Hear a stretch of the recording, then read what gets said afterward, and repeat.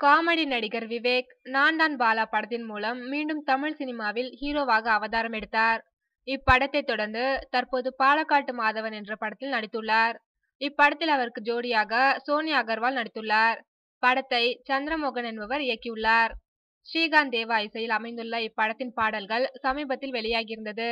இப்படத்திற்கு தணிக்கை குழுவினர் சான்றிதழ் கொடுத்துள்ளனர். குடும்ப பின்னணியில் நகைச்சுவை கலந்த படமாக இது உருவாகியுள்ளது. இப்படம் எப்போது வெளியாகும் என ரசிகர்கள் மத்தியில் எதிர்பார்ப்பு நிலவி வந்தது. இந்நிலையில் இப்படத்தை வருகின்ற ஜூன் 26ஆம் தேதி வெளியிடப் போவதாக அதிகாரப்பூர்வமாக அறிவித்துள்ளனர் படக்குழுவினர்.